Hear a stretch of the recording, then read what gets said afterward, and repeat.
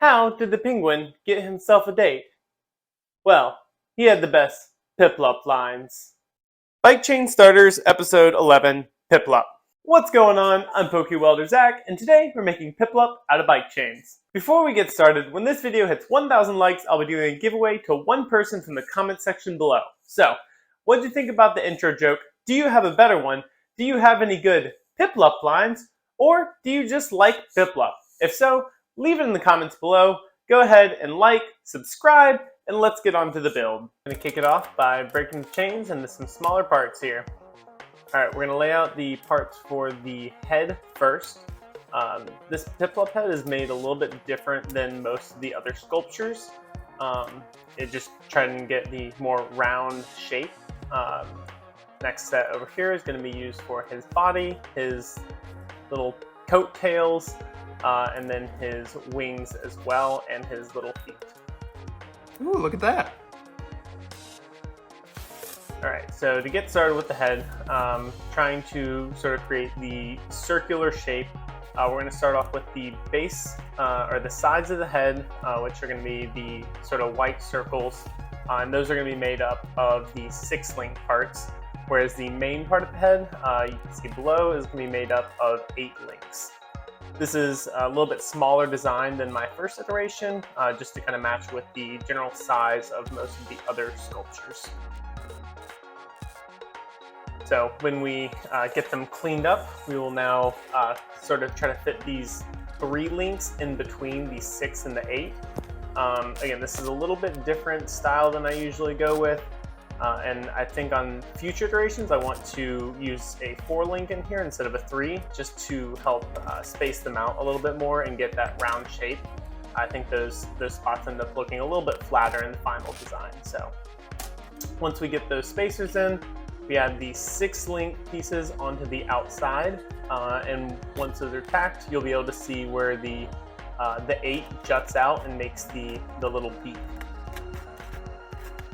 So we're going to set that off to the side now. The head is pretty much done, and we are going to make Piplup's coattails and bib, I guess, is what it's called. Not 100%. But yeah, so we get the welds on one side of it so that we can have a clean side on the other side.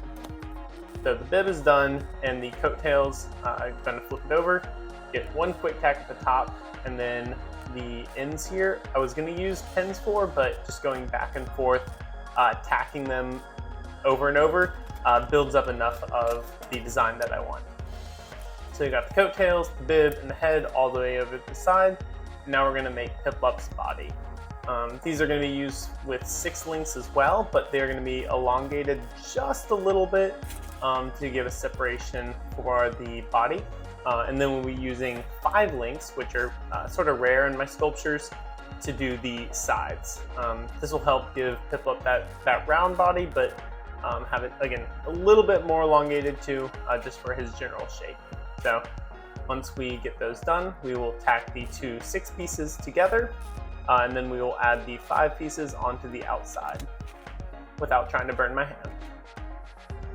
So we can point one of those points down and have the flat part at the top.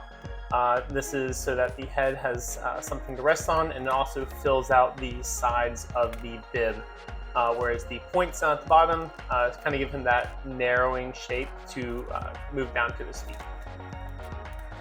Got all that stuff over to the side, and now we're going to make Piplup's wings. These are made out of 4 links, and similar to the other pieces, we do the welds on one side to secure them, and then flip them over so that we have a clean finish on the other side. Neat. Going through here and just cleaning up each of the sides so that when we put them all together, it'll be easier to weld them. Oh, you thought I was going to be wearing nice pants? No, we don't play those games up in here. These things are too dang comfy.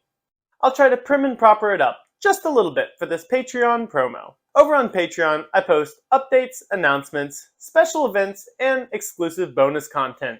Such content includes sketches, designs, future projects, and some 3D models as well. If any of that sounds interesting to you, go ahead and check it out in the description below. Additional Patreon benefits include getting to vote on a monthly sculpture that will go to one patron at the end of the month. So if you'd like to be included in that, go ahead and check it out. Let's get back to the video.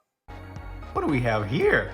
This is me struggling to get Piplup's head on in a good position, so that magnet helps tremendously, but it did take sort of going around and figuring out how I wanted to position it on there.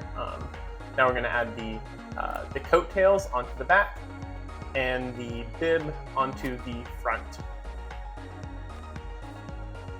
They just get some quick tacks to make sure that they look good, and then I'll go back later and I'll finish up with some longer welds. We're going to get the wings on each side, and then we're going to add the feet. So again, using the magnet here to help position Piplup and make sure that when I do the final welds, he's going to be standing in a good position. Right now he's a little bit angled, so I did have to adjust it a little bit. And that's why we just do one small weld first, and then going through and doing the longer, more securing welds afterwards. That is all the process, so now we're just going into the cleanup phase, starting with the flap disc on the angle grinder, and then finishing up with the Dremel tool and a smaller grinding bit, just to get in between all of the little hard to get spots.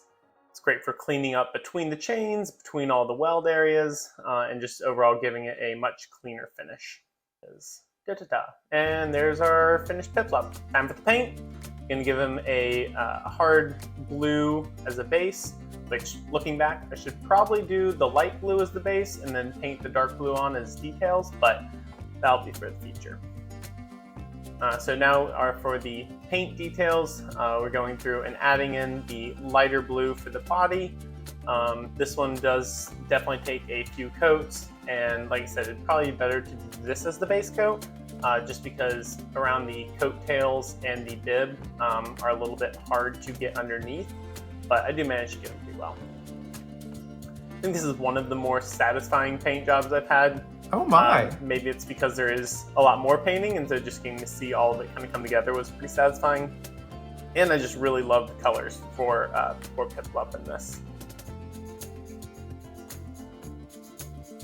Got to make sure to get between all of the chains. That's probably the most difficult part of this, is making sure that I get those sort of hard to reach spots, so that in the finished product there is no like random dark blue gaps. And then finishing off the head, we're going to add the whites to Piplup's face, those sort of big circles on the front. And then we'll end up adding the yellow on his beak as well, and feet. The white took like 8 coats. Okay, maybe not 8 coats, but it took a lot of coats. The yellow took a few coats as well. Just painting on the dark blue, it took a while to actually get a solid color. So in the future, light blue is the base. So there we have it, our finished Piplup. I've seen it from raw chains all the way up to its painted final form. Go ahead and drop in the comments what you think about it. If you've got ideas for future designs, would love to hear them.